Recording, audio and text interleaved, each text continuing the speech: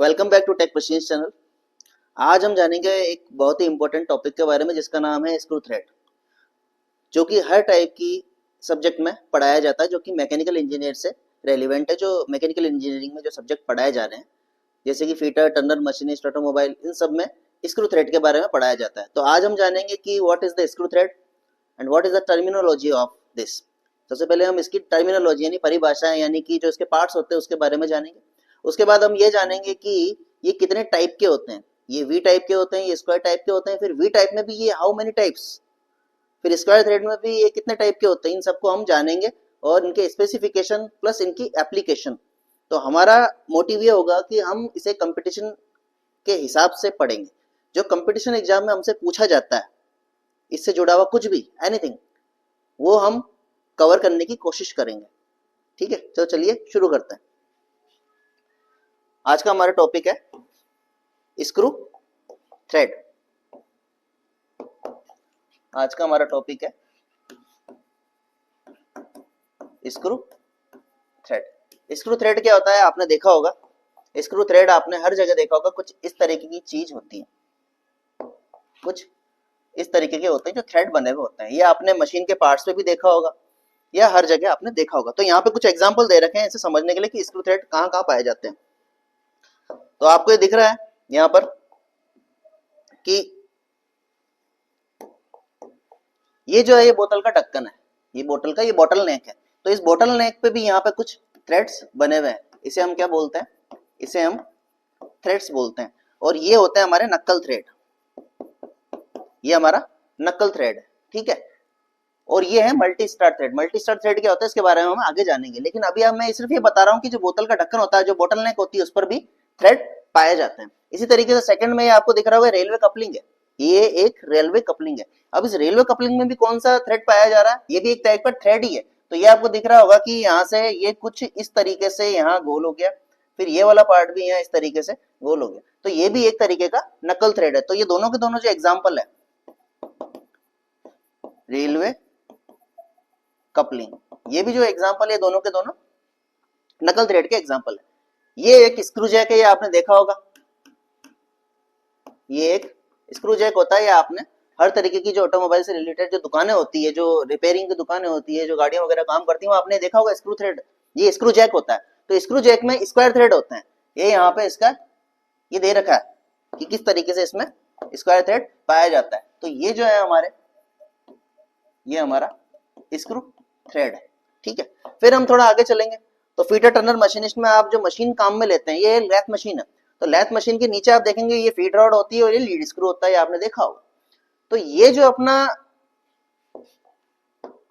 Lead screw होता है, इस लीड स्क्रू पे भी जो थ्रेड बने हुए होते हैं वो होते हैं एक्मे थ्रेड।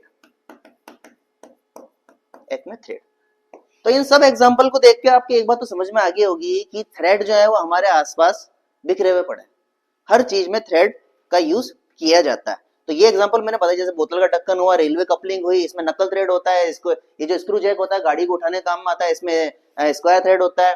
ये जो आपका जो लीड स्क्रू होता है लैथ मशीन का, उसके अंदर में भी एक में थ्रेड होता है। तो why we use screw thread? Screw thread हम क्यों यूज करते हैं?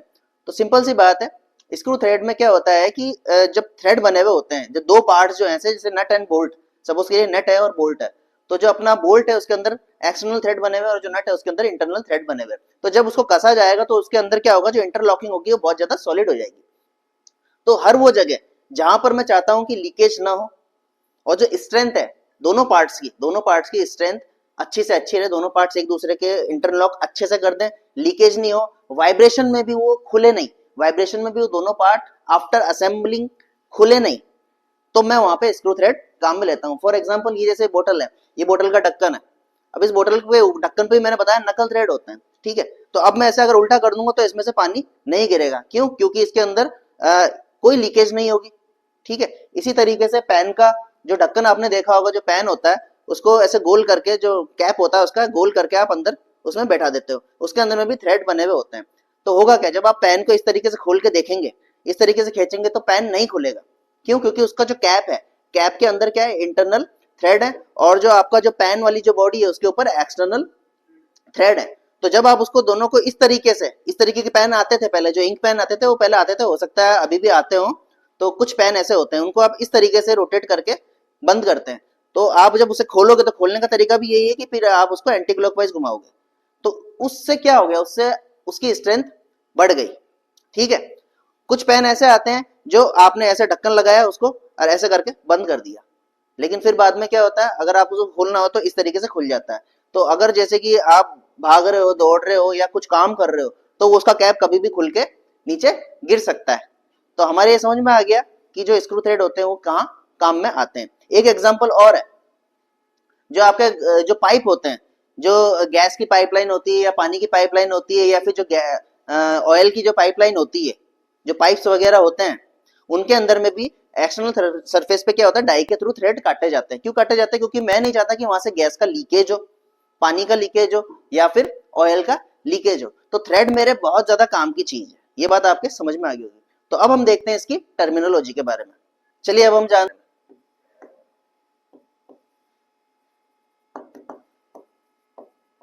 Terminology of screw thread. Terminology मतलब कि इसके पार्ट्स के बारे में।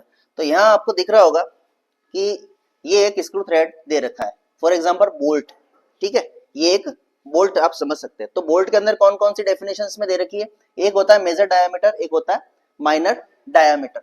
तो मेजर डायामीटर क्या है कि जो सबसे मैक्सिमम डायमीटर होता है वो होता है, लेकिन ये मैक्सिमम डायमीटर जो है ये किस किस को टच करते हुए जा रहा है, तो आप देखेंगे यहाँ पे एक पॉइंट है, ये वाला पॉइंट, ये वाला पॉइंट, ये वाला पॉइंट, ये वाला पॉइंट, इसको हम बोलते हैं क्रेस्ट या पीक, क्रेस्ट या पीक पॉइंट।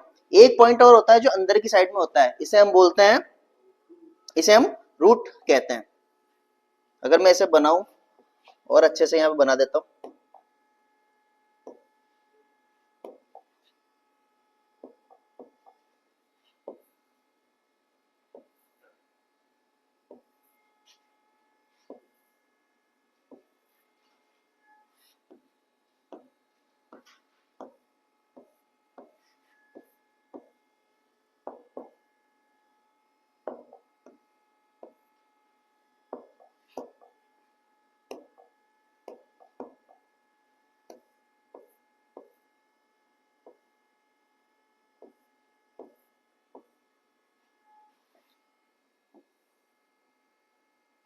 ठीक है। तो कहने का मतलब मेरा ये है कि ये वाला जो पॉइंट होता है, ये वाला जो पॉइंट होता है, ये आपका सपोज करिए स्क्वायर थ्रेड है, तो ये वाला जो पॉइंट है ये आपका क्या हो जाएगा, क्रेस्ट या पीक, चोटी। ठीक है, ये वाला पॉइंट हो गया, ये वाला पॉइंट हो गया, ये वाला पॉइंट हो गया। ठीक है, और जो अंदर वाला पॉइंट होता है, ये वाला जो पॉइंट होता है, ये वाला पॉइंट आपका हो जाता है रूट, इसे हम रूट कहते हैं। तो एक सबसे पहली जो डेफिनेशन आती है वो मैक्सिमम डायमीटर की आती है। तो मैक्सिमम डायमीटर क्या होता है, जो एक ऐसा डायमीटर जो आपके क्रेस्ट, ये जो थ्रेड है आपके क्रेस्ट से होके गुजरे, इसे हम बोलते हैं मैक्सिमम डायमीटर, इसे हम मैक्सिमम डायमीटर बोलते हैं, जो कि यहां से होकर इस तरीके से गुजरता है, ये आपका मैक्सिमम डायमीटर होता है। ठीक है, ये आपका मैक्सिमम डायमीटर बोल दो या मेजर डायमीटर बोल दो। दूसरी डेफिनेशन क्या है, माइनर डायमीटर की या मिनिमम डायमीटर की, एक ऐसा डायमीटर जो आपके रूट से होकर गुजरता है, एक ऐसा डायमीटर जो आपके रूट से होकर गुजरता है, that is called minimum diameter या माइनर डायमीटर। ठीक है, माइनर डायमीटर। ठीक है, अगली टर्म क्या है, अगली टर्म है, अगली टर्म आती है इसके अंदर पिच डायमीटर की। तो पिच डायमीटर क्या होता है, पिच डायमीटर रूट डायमीटर, यानी कि जो मिनिमम डायमीटर है और जो मैक्सिमम डायमीटर है उसके बीच में से गुजरने वाला एक इमेजिनरी डायमीटर होता है, एक इमेजिनरी सर्कल होता है जो इन दोनों के बीच में से गुजरता है। ये देखिए, ये यहां से गुजरा और यहां से गुजरा। अब मैं इसे ज्वाइन कर दूंगा।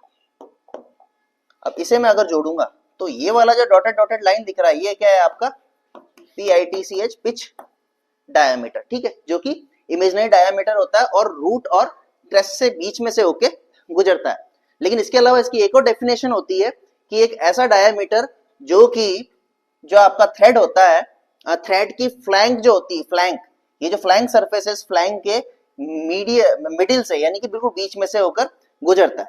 ठीक है, मैंने क्या बोला, पिच डायमीटर जो होता है वो आपका जो थ्रेड होता है, जो आपका थ्रेड होता है उसकी जो फ्लैंक सरफेस होती है, फ्लैंक सरफेस मतलब जो स्लांट सरफेस है, जो कि इंक्लाइंड सरफेस है, दोनों सरफेस इस तरीके से है, इसे हम जो झुकी हुई तिर्यक जो इसकी बोल देते हैं कि झुकाव जो है, इंक्लिनेशन है, इसे हम स्लांट सरफेस ही बोलते हैं। तो यहाँ के इसके बिल्कुल बीच में से जो होके गुजर रहा है जो डायमीटर, उसे हम पिच डायमीटर बोलते हैं। लेकिन यहाँ पर एक टर्मिनोलॉजी और आ गई कि फ्लैंक किसको बोलते हैं। ठीक है, कि फ्लैंक किसको बोलते हैं। तो अब 1, 2 और 3 टर्मिनोलॉजी यहाँ हो चुकी है। अब हम आगे पढ़ेंगे कि फ्लैंक, फ्लैंक किसे बोलते हैं।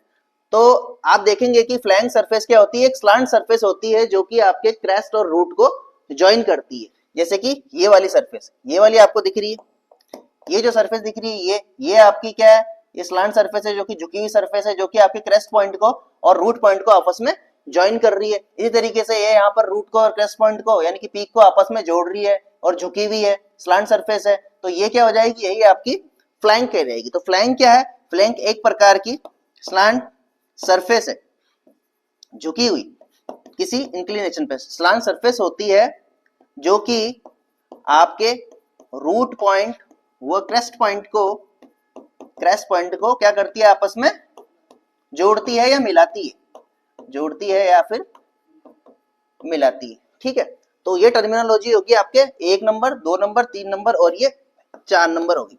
ठीक है, इसी तरीके से 5 नंबर की एक और टर्मिनोलॉजी होती है, वो क्या होती है आपकी डेप्थ ऑफ थ्रेड। तो डेप्थ ऑफ थ्रेड क्या हो जाएगी, ये हो जाएगी मतलब कि गहराई, डेप्थ ऑफ थ्रेड यानी कि थ्रेड की गहराई, डेप्थ ऑफ थ्रेड यानी कि थ्रेड की गहराई। तो वो क्या होती है, आपके रूट और क्रेस्ट के बीच की जो डिस्टेंस होती है, जो लीनियर डिस्टेंस होती है, यही क्या होती है, आपके थ्रेड की गहराई होती है, आपको दिख रहा होगा। तो ये भी क्या हो जाएगी, ये भी आपके थ्रेड की गहराई हो जाएगी। इसे हम स्मॉल एच से लिख सकते हैं। ठीक है, तो यहाँ पे आपके समझ में आ रहा होगा कि जो गहराई यहाँ पर है, जो गहराई यहाँ पर है, वही गहराई यहाँ पर भी होती है। भाई जो गहराई यहाँ पर है, ये आपको दिख रही होगी, ये गहराई, ये डेप्थ ऑफ थ्रेड, और यही हो गया आपके डेप्थ ऑफ थ्रेड। तो ये दोनों के दोनों क्या होती है, ये बराबर होती है। सपोज कीजिए इसके अंदर एक न्यूमेरिकल बन सकता है। ठीक है, अब न्यूमेरिकल के अंदर क्या क्या वैल्यू दी हुई है, बोलो। मेजर डायामीटर, मेजर डायामीटर दे रखा है इसमें 28 mm और माइनर डायामीटर दे रखा है 24 mm। ठीक है, तो पूछा क्या है इसमें, इसमें पूछा है डेप्थ ऑफ थ्रेड, आप कैलकुलेट कीजिए कि कितना हो जाएगा। तो अब मैं इसे कैलकुलेट करता हूं। तो मैं जानता हूं कि मेजर डायमीटर कितना है, 28 है, ये पूरा का पूरा यहां तक कितना हो जाएगा भाई, ये 28 हो जाएगा। और माइनर डायमीटर जो कि इसके रूट से होके गुजर रहा है, ये वाला, ये कितना दे रखा है इसने, ये दे रखा है 24 दे रखा है। तो मैं क्या करूंगा, जो मेजर डायमीटर है अपना, जो कैपिटल डी बोल देता हूं, इसे स्मॉल डी बोल देता हूं और इसे एच बोल देता हूं मैं। ठीक है, अब मैं इसे कैलकुलेट करूंगा। तो अगर मैं मेजर डायमीटर में से माइनर डायमीटर माइनस कर दूं और इसे 2 से डिवाइड कर दूं, क्यों, क्योंकि जो h यहाँ है वही h यहाँ पर भी है। तो मेरे पास क्या आ जाएगा, मेरे पास गहराई इसकी आ जाएगी। तो ये हो गया 28 माइनस 24 डिवाइडेड बाय 2, तो ये हो जाएगा 4 और ये हो जाएगा आपका 2 mm, ये आपका 2 mm आ जाएगा। मतलब इसकी जो गहराई है वो कितनी हो जाएगी, आपके 2 mm हो जाएगी। ठीक है, इसी तरीके से पिच सर्कल और मेजर डायमीटर, माइनर डायमीटर और पिच सर्कल डायमीटर के बीच में भी एक रिलेशन पाया जाता है। ठीक है, वो रिलेशन क्या होता है उसके बारे में हम जानेंगे। तो आपने न्यूमेरिकल देख लिया होगा, इससे एक रिलेशन और बनता है, इससे एक रिलेशन और बनता है, अगर आप इसे नोट करें तो। जैसे कि ये जो फॉर्मूला मैंने लिखा है, तो इसे आप ऐसे भी लिख सकते हैं, जो आपके डेप्थ होती है, जो आपकी डेप्थ होती है, major diameter minus minor diameter, ये 2। ठीक है, तो मेजर डायमीटर क्या हो जाएगा आपके, मेजर डायमीटर आपके हो जाएगा minor dia plus 2 into depth. तो ये आपका एक तरीके का फॉर्मूला बन गया, ऐसे रटने की जरूरत नहीं है, सिंपल है। अगर आपको न्यूमेरिकल समझ में आ गया तो आप इसके बेस पे कोई सा भी क्वेश्चन कर सकते हैं। तो क्वेश्चन में हो सकता है कि आपको मेजर डायमीटर दे दिया जाए इस बार मेजर डायमीटर दे दिया जाए और डेप्थ दे दी जाए और पूछा जाए कि माइनर डायमीटर कितना है, या फिर माइनर डायमीटर दे दिया, डेप्थ दे दी और पूछा कि मेजर डायमीटर कितना है, ये आप इजीली कैलकुलेट कर सकते हैं। ठीक है, अब हम आगे वाली टर्मिनोलॉजी पे जाते हैं जो हमारी आगे आ रही है। अब हम पढ़ेंगे यहाँ पर एक्सिस के बारे में। एक्सिस क्या होती है? एक्सिस जो आपके थ्रेड के बीच में से होकर गुजर रही है उसे आप एक्सिस कहते हैं। सिंपल सिंपल वर्ड्स में ये आपकी एक्सिस होगी। और ये जो आपकी एक्सिस होती है ये आपकी डेप्थ जो होती है, स्क्रू थ्रेड की जो डेप्थ होती है, जो गहराई होती है, उसके परपेंडिकुलर होती है। ठीक है, क्या बोला मैंने? ये आपकी जो डेप्थ ऑफ थ्रेड होती है, जो गहराई होती है, इस गहराई के परपेंडिकुलर आपकी एक्सिस होती है, ये आपकी एक्सिस होगी। ठीक है, नेक्स्ट टर्मिनोलॉजी है आपकी थ्रेड एंगल। थ्रेड एंगल क्या होता है? थ्रेड एंगल होता है आपका कि ये जो दोनों फ्लैंक है, इन दोनों फ्लैंक के बीच का जो एंगल है वही आपके थ्रेड एंगल होता है। बस ये जो आपके दोनों के दोनों फ्लैंक है, ये फ्लैंक सरफेस है, flank surface number 1, flank surface number 2। और फ्लैंक सरफेस क्या होती है मैं बता चुका हूं। ठीक है, जो कि रूट और क्रेस्ट को ज्वाइन करती है, स्लैंट सरफेस होती है, झुकी हुई सरफेस होती है। इसके बीच का जो एंगल है यही आपके क्या है? Thread angle.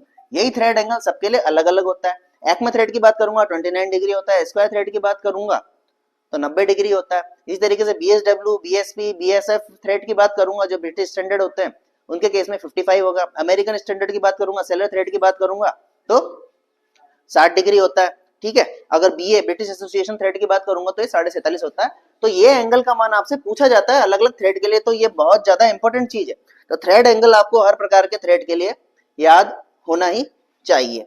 ठीक है, तो अगर मैं इसकी डेफिनेशन लिखना चाहूं, भाई कि थ्रेड एंगल क्या होता है जिसे मैं 5 से डिनोट करता हूं, थ्रेड एंगल क्या होता है, तो मैं ये बोलूंगा कि जो फ्लैंक सरफेस होती है, फ्लैंक सरफेस के बीच का जो एंगल होता है, दोनों फ्लैंक सरफेस के बीच का एंगल, के बीच का एंगल, उसे ही मैं क्या बोलता हूं? एंगल मतलब थीटा या फाई से भी इसे डिनोट कर सकते हैं, का एंगल, इसे ही मैं थ्रेड एंगल बोलूंगा। एक चीज और आती है, एक चीज जिसे हम कहते हैं हेलिक्स एंगल। ठीक है, तो हम हेलिक्स एंगल के बारे में सबसे पहले जानते हैं कि हेलिक्स एंगल क्या होता है।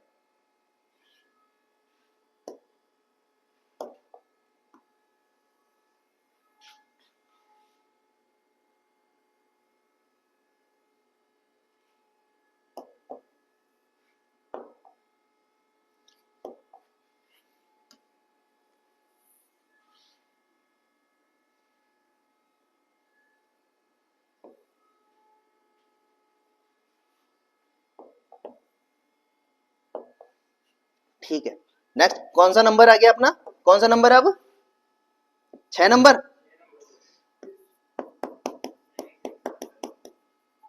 Helix angle. तो हेलिक्स एंगल क्या होता है? हेलिक्स एंगल आपके होता है कि जो आपकी सेंटर एक्सिस होती है, सेंटर एक्सिस के परपेंडिकुलर जो रेखा है, सेंटर एक्सिस के परपेंडिकुलर जो एक्सिस है उसके, और आपके ये जो स्लांट सरफेस है, ये जो झुकी हुई सरफेस है, इसके बीच का जो एंगल होता है वही आपके हेलिक्स एंगल होता है।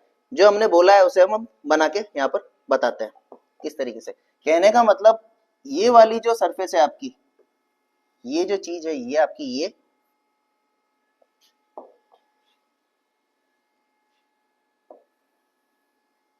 ये और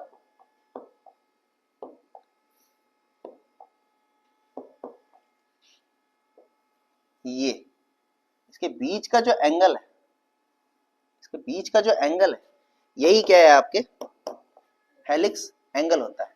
ठीक है, ये क्या है? आपका हेलिक्स एंगल है। ठीक है, यानी कि जो सेंटर एक्सिस है आपकी थ्रेड की, सेंटर एक्सिस के परपेंडिकुलर एक्सिस, सेंटर एक्सिस जो आपका सेंटर है, इस सेंटर के परपेंडिकुलर जो लाइन है, के परपेंडिकुलर जो ये लाइन है, वह आपका जो थ्रेड का झुकाव है, वह थ्रेड का झुकाव जो है आपके, वह थ्रेड का झुकाव, यानी कि फ्लैंक, ये जो फ्लैंक है किसी झुकाव पर ही तो है, इसके बीच का जो एंगल होता है वो आपका हेलिक्स एंगल हो जाता है। जैसे यहाँ पर भी इस चीज को बता रखा है इन्होंने ये आपको दिख रहा होगा। थ्रेड एंगल क्या है, दोनों फ्लैंक के बीच का एंगल, जिससे कि 2 अल्फा बोल रखा है, यहाँ पे ऐसे इसने 2 अल्फा बोल दिया। हेलिक्स एंगल क्या होता है, हेलिक्स एंगल मैंने आपको बताया कि ये वाला जो एंगल बन रहा है, ये पूरा वर्टिकल लाइन और इस तरीके से ये तो ये जो एंगल बनता हुआ दिख रहा है आपको, ये क्या है, हेलिक्स एंगल। तो अगर हेलिक्स एंगल अल्फा है तो आपका थ्रेड एंगल भी क्या हो जाएगा, 2 अल्फा हो जाएगा। क्यों, क्योंकि अगर ये राइट साइड से अगर झुका हुआ है तो राइट सेंटर से अगर राइट साइड में अल्फा बना रहा है तो सेंटर से लेफ्ट साइड में भी तो अल्फा बना रहा होगा ना। तो ये अल्फा और अल्फा कितने हो गए, 2 अल्फा हो गए। ठीक है, तो ये आपकी टर्मिनोलॉजी क्लियर होगी। अगला जो है, अगला क्या है, अगला टर्मिनोलॉजी क्या है अपनी, पिच है। भाई पिच क्या होती है, पिच का मतलब सिंपल सा ये है कि एक थ्रेड से, एक थ्रेड का जो पॉइंट होता है तो नेक्स्ट जो आपका थ्रेड है कंसेक्यूटिव पॉइंट, उसके बीच की जो डिस्टेंस होती है वो आपकी पिच होती है। ठीक है, मैंने क्या बोला, 7वें नंबर का जो आपका पॉइंट है वो आपका हो गया पिच। पिच क्या होती है, थ्रेड पर कोई भी एक पॉइंट, थ्रेड पर कोई भी एक पॉइंट, अगर आप यहां से क्रेस्ट पॉइंट ले रहे हो या पीक पॉइंट ले रहे हो तो नेक्स्ट कंसेक्यूटिव पॉइंट, अगला जस्ट अगला वाला पॉइंट, उसके बीच की जो लीनियर डिस्टेंस होती है वही आपके क्या हो जाती है, पिच हो जाती है। जैसे कि ये पॉइंट है तो यहां से लेकर के यहां तक की जो डिस्टेंस हो जाएगी वो पिच हो जाएगी। इस पीक से लेकर के इस पीक तक के बीच की डिस्टेंस हो जाएगी वो पिच हो जाएगी। इस पीक से लेकर इस पीक के बीच की डिस्टेंस जो हो जाएगी वो पिच हो जाएगी। ठीक है, अब मैं बोलूं कि यार ये जो रूट है, इस रूट से लेकर नेक्स्ट कंसेक्यूटिव जो आने वाला जस्ट नेक्स्ट वाला जो रूट है उसके बीच की जो डिस्टेंस है ये क्या है, तो मैं ऐसे बोलूंगा ये भी क्या है मेरी, ये भी मेरी पिच है। ठीक है, तो आप समझ गए होंगे कि पिच क्या होती है। पिच क्या होती है, एक पॉइंट से एक पॉइंट, थ्रेड स्क्रू थ्रेड जो है उसका एक पॉइंट, अब एक पॉइंट जो है आपका पीक पॉइंट भी हो सकता है या फिर रूट पॉइंट भी हो सकता है। एक पॉइंट से नेक्स्ट कंसेक्यूटिव पॉइंट से नेक्स्ट पॉइंट, नेक्स्ट पॉइंट, अगर आपने क्रेस्ट पॉइंट लिया तो अगला वाला पॉइंट भी क्रेस्ट पॉइंट होगा, अगर आपने रूट पॉइंट लिया तो नेक्स्ट वाला भी रूट पॉइंट होगा। पॉइंट के बीच की लीनियर डिस्टेंस, के बीच की लीनियर डिस्टेंस ही आपके क्या हो जाएगी, पिच हो जाएगी। ठीक है, नेक्स्ट टर्मिनोलॉजी आती है आपके लीड की, कि लीड क्या होती है। पिच को हम पी से डिनोट करते हैं और लीड को हम एल से डिनोट करते हैं। अब हम कुछ इंपॉर्टेंट क्वेश्चन पे डिस्कस करेंगे जो कि एग्जाम में पूछे गए हैं। कौन से वो क्वेश्चन है और कौन सा उनका आंसर है। ठीक है, तो क्वेश्चन एक तो ये पूछा गया है कि किसी स्क्रू थ्रेड में, किसी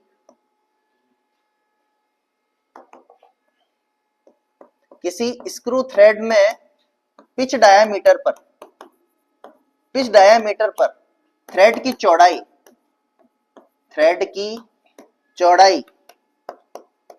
या मोटाई, चौड़ाई या मोटाई भी आप इसे कह सकते हैं, मोटाई कितनी पाई जाती है। ठीक है, ये आपसे पूछा गया, तो इस क्वेश्चन को हम समझने की कोशिश करेंगे। ये ऐसा बोल रहा है कि किसी स्क्रू थ्रेड के पिच सर्कल डायामीटर पे, तो पिच सर्कल डायामीटर कौन सा है आपको दिख रहा होगा। पिच सर्कल डायामीटर क्या है, जो आपके मेजर डायामीटर और माइनर डायामीटर के बीच में से होके गुजर रहा है।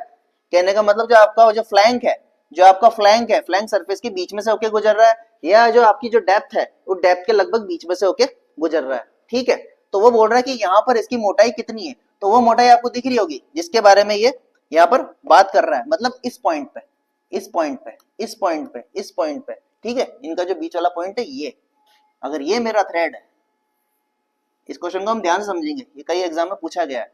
तो इसे अगर मैं यहाँ से कट कर दूंगा, ये पिच सर्कल डायामीटर कहां से गुजरेगा मेरा, यहीं से गुजरेगा। तो पिच सर्कल डायामीटर पे मतलब कि इसको जब मैं काट देता हूं तो ये जो मोटाई है, ये कितनी होती है, तो इसका आंसर आपको देना है पिच का आधा। कितना, पिच का आधा। डिस्कस करते हैं कि जो थ्रेड होते हैं वो कितने टाइप्स के होते हैं, इसे हम जानेंगे। तो थ्रेड जो होते हैं वो मोटे मोटे दो टाइप के होते हैं, क्लासिफिकेशन अकॉर्डिंग टू शेप। ठीक है, ये आपका हो गया थ्रेड। जो मेन जो टाइप होते हैं वो दो टाइप के होते हैं, एक होता है आपका वी थ्रेड, एक होता है आपका स्क्वायर थ्रेड। ठीक है, अब वी थ्रेड और स्क्वायर थ्रेड में कौन कौन से टाइप के आते हैं जो आपको पढ़ना है और अक्सर आपसे एग्जाम में पूछा भी जाता है, हमारा फोकस वही रहेगा। तो सबसे पहले इसमें आता है बी BSW थ्रेड, ठीक है। BSW का मतलब एक बार लिख देता हूं, ब्रिटिश स्टैंडर्ड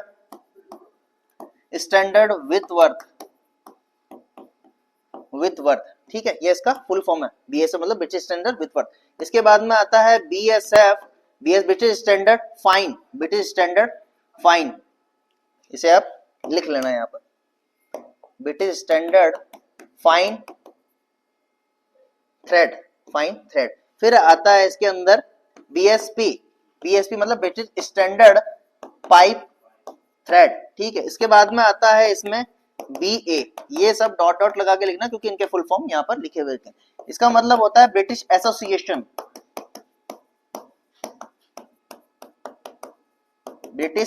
एसोसिएशन थ्रेड।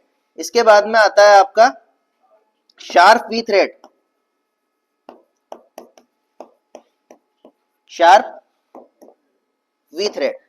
इसके बाद में अब आपका आता है अमेरिकन थ्रेड, फिर आता है इंडियन थ्रेड, फिर आता है आपका अमेरिकन नेशन थ्रेड, ठीक है। और इसका एक नाम और होता है सेलर थ्रेड नाम से क्या होता है, अक्सर एग्जाम में पूछा गया है, इसलिए इसका नाम भी इंपॉर्टेंट है, सेलर थ्रेड। उसके बाद में आता है इंडियन स्टैंडर्ड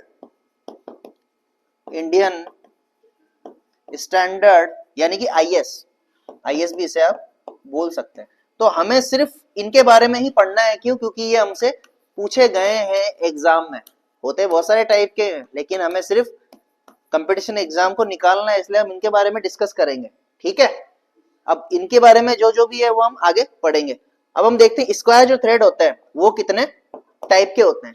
तो पहला जो हो गया आपका स्क्वायर थ्रेड ही हो गया, भाई स्क्वायर थ्रेड है तो आपका ये स्क्वायर थ्रेड ही हो गया, ठीक है। दूसरा क्या होता है, दूसरे जो थ्रेड है वो क्या है, इसका मॉडिफिकेशन है, जो कि है आपका acme thread, ACME Acme thread हो गया।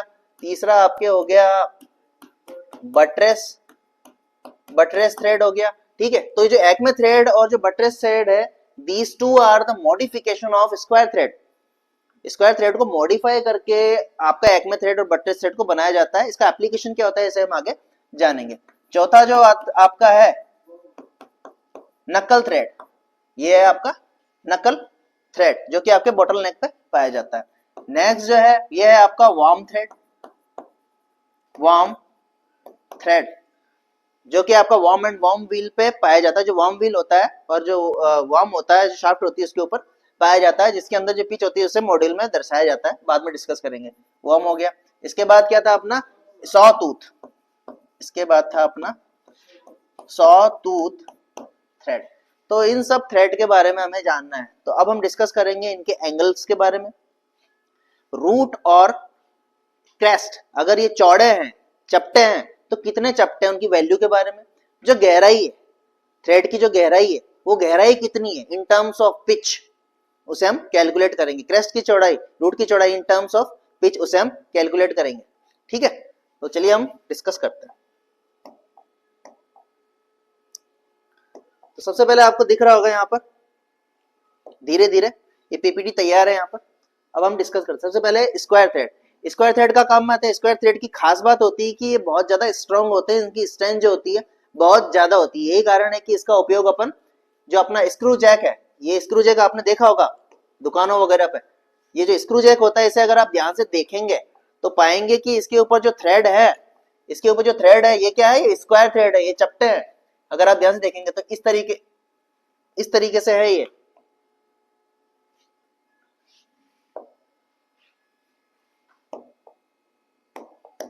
इस तरीके से चपटे थ्रेड होते हैं।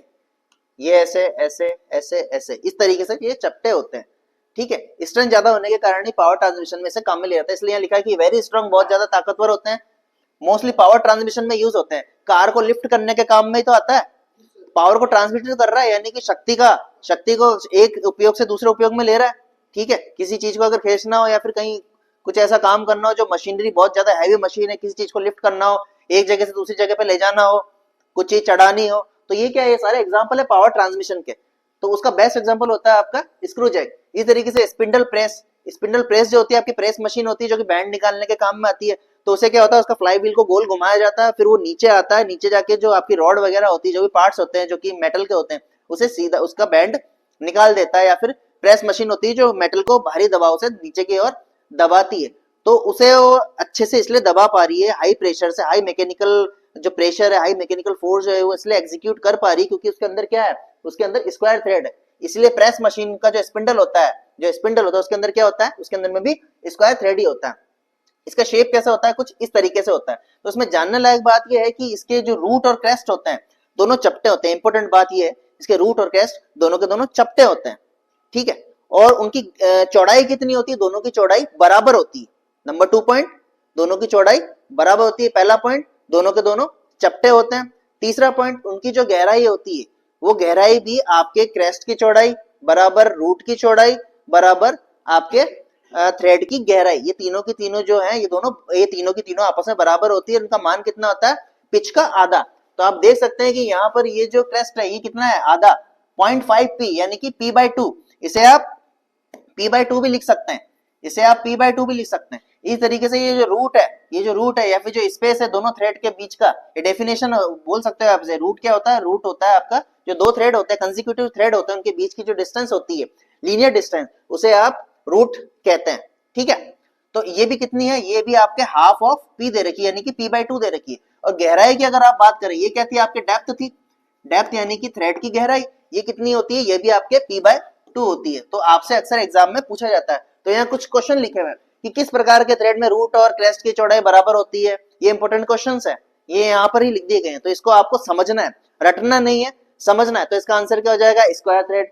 दूसरा क्वेश्चन क्या दे रखा है अगर दो लगातार थ्रेड के बीच की दूरी पिच की आधी पाई जाती है, किस प्रकार के थ्रेड में। अब यहाँ ऑप्शन दे देगा, square thread, buttress thread, Acme thread, नकल थ्रेड, इस तरीके की ये एग्जांपल दे देगा। तो आपको ध्यान में रखना है कि पिच की आधी किसमें पाई जाती है, यानी कि p/2 किसमें पाई जा रही है भाई, थ्रेड के बीच की दूरी, दो थ्रेड के बीच की दूरी। तो ये बात कर रहा है क्रेस्ट की चौड़ाई की भी बात कर रहा है या फिर रूट की चौड़ाई की बात कर रहा है, दोनों बराबर ही है। तो इसका आंसर हो जाएगा p/2।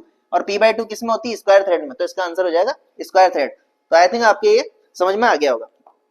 नेक्स्ट जो दे रखा है थ्रेड, वो आपको दे रखा है मॉडिफाइड स्क्वायर थ्रेड, ठीक है। अब मॉडिफाइड स्क्वायर थ्रेड क्या होता है, जो आपने देखा होगा स्क्वायर थ्रेड जो होता है उसके जो कॉर्नर्स होते हैं वो बहुत ज्यादा शार्प होते हैं। यहाँ पे देखेंगे आप, कॉर्नर होते हैं बहुत ज्यादा शार्प होते हैं। कई बार क्या होता है कि डैमेज होने की संभावना इसकी रहती है। तो इसे बचाने के लिए क्या किया जाता है, इसके जो कॉर्नर्स होते हैं उसे 45 डिग्री पे चैम्फर कर दिया जाता है। उसे 45 डिग्री पे क्या कर देते हैं, चैम्फर कर देते हैं। तो आप ये देख रहे हैं कि इसे 45 डिग्री पे चैम्फर कर दिया। अब इसमें याद रखने की जरूरत क्या है, इसमें याद रखने की जरूरत यह है कि ये जो है मॉडिफाइड है, ये मॉडिफाइड रूप है, मॉडिफाई कर रखा हमने किसको, स्क्वायर को, बस चैम्फर ही तो किया और क्या किया। तो उसके अंदर जो गहराई थी वो गहराई कितनी थी, पिच की आधी थी, p/2 थी। लेकिन यहाँ पर क्या हो जाएगा, पिच की आधी से थोड़ी कम हो जाएगी। तो ये आपको यहाँ पर याद रखना है। इसकी जो डेप्थ होती है, जो गहराई होती है, ये इंपॉर्टेंट चीज है। इसकी जो गहराई होती है वो क्या होती है, आपकी पिच की आधी होती है। नंबर 2 पॉइंट, चैम्फर किए हुए रहते हैं। क्विक मोशन की आवश्यकता होती है, वहां पर आप इसे काम में लेते हैं। अब इसमें एक क्वेश्चन यहाँ पे लिखा हुआ है, ये इंपॉर्टेंट क्वेश्चन यहाँ पर लिखा हुआ आ गया, ठीक है, कि किस प्रकार के थ्रेड में कि या यहाँ पे इस तरह का क्वेश्चन भी हो सकता है कि मॉडिफाइड स्क्वायर थ्रेड में डेप्थ थ्रेड की गहराई कितनी पाई जाती है। तो यह ऑप्शन दे रखा है आपका A B C D।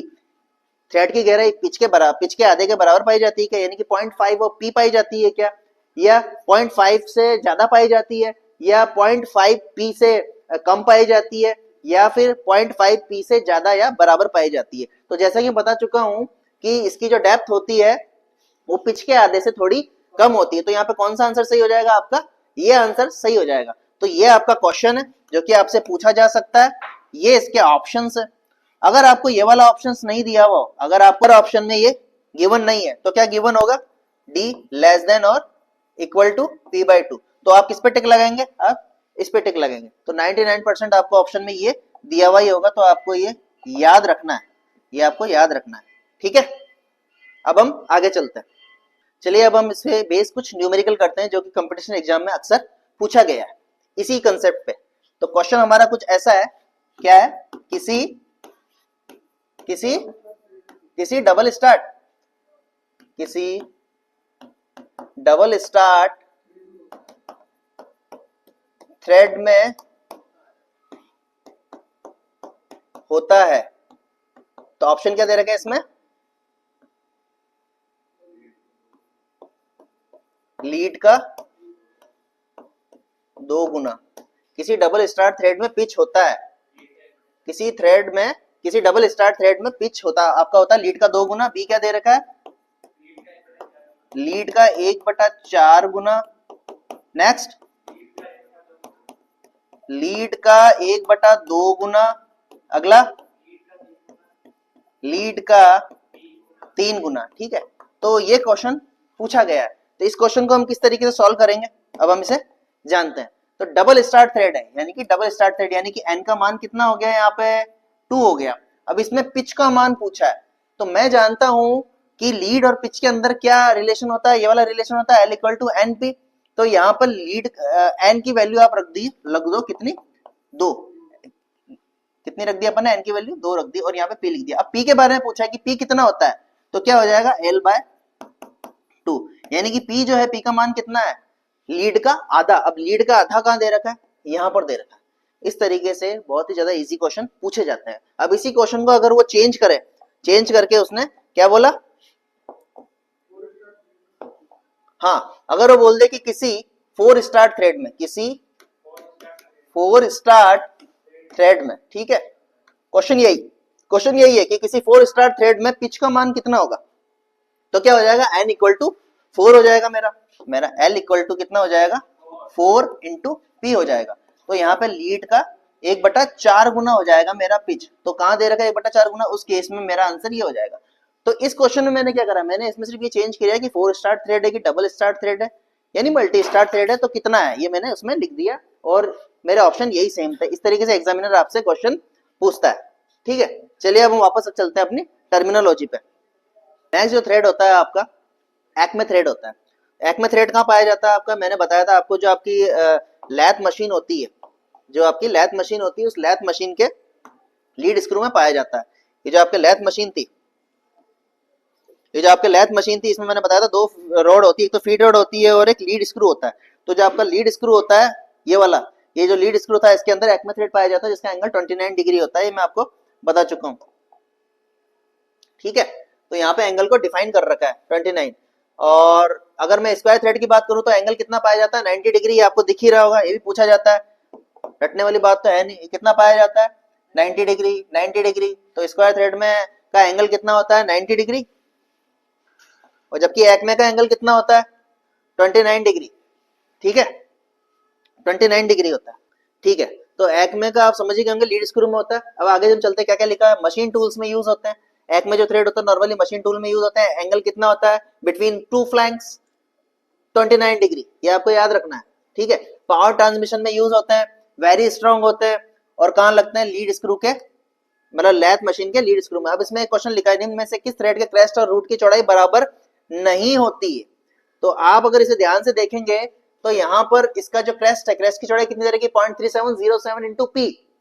ठीक है, रूट की चौड़ाई कितनी तरह की है, 0.3707 × P। तो यहाँ तो दोनों के बराबर है। और अगर मैं इसकी हाइट की बात करूंगा तो हाइट कितनी हो जाती है, P/2 + 0.25 mm।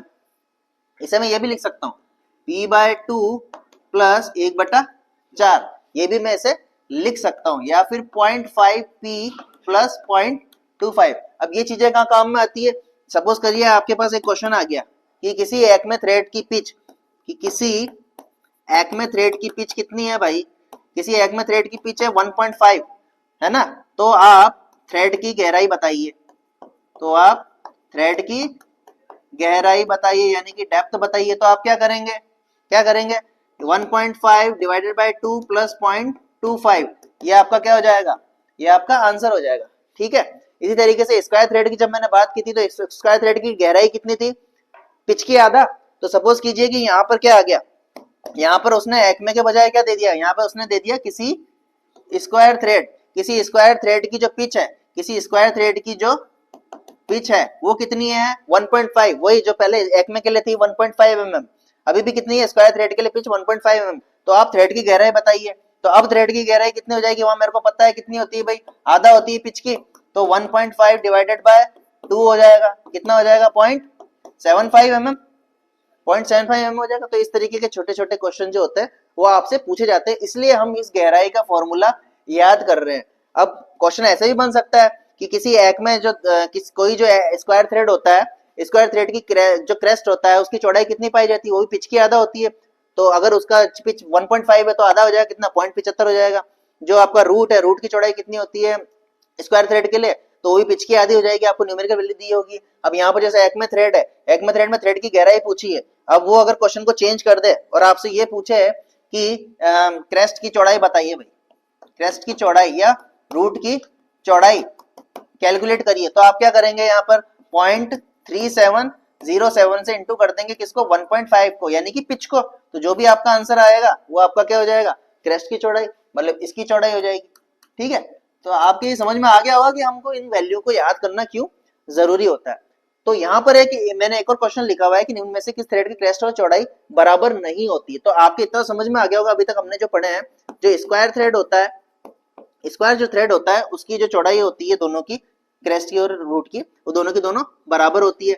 एक में जो थ्रेड होता है, एक में जो थ्रेड होता है उसकी भी क्या होती है, उसकी भी बराबर होती है।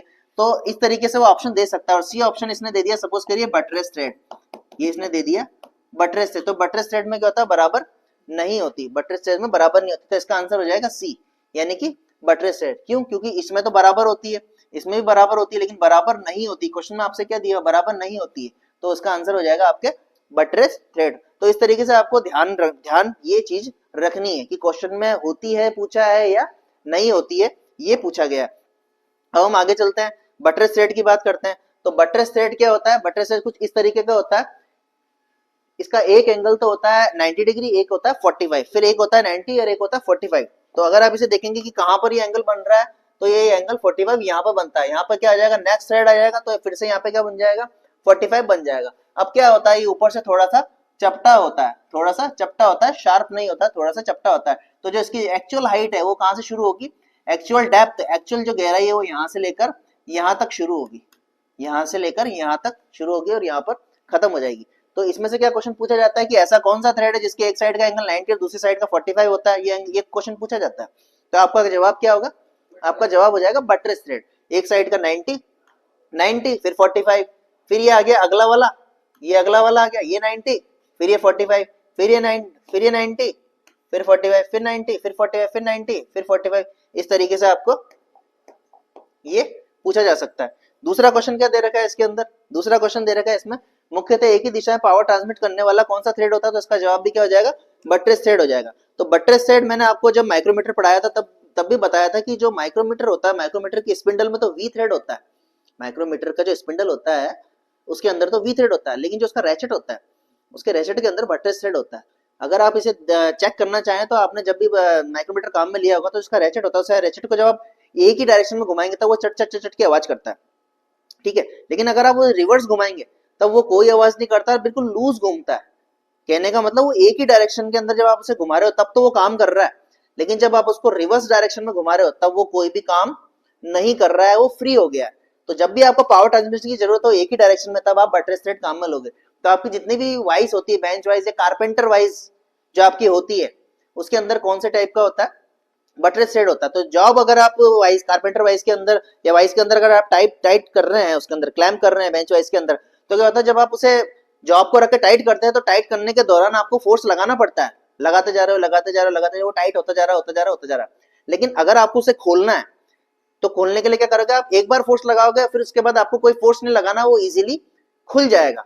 तो मतलब कि एक ही डायरेक्शन में काम करने वाली जो चीजें होती है उसके अंदर बटरेस थ्रेड होता है। इसके एग्जांपल क्या हो गया, माइक्रोमीटर का रैचेट हो गया, या आपकी बेंच वाइज या फिर जो आपकी कारपेंटर वाइज होती है उसका स्पिंडल हो गया, ठीक है।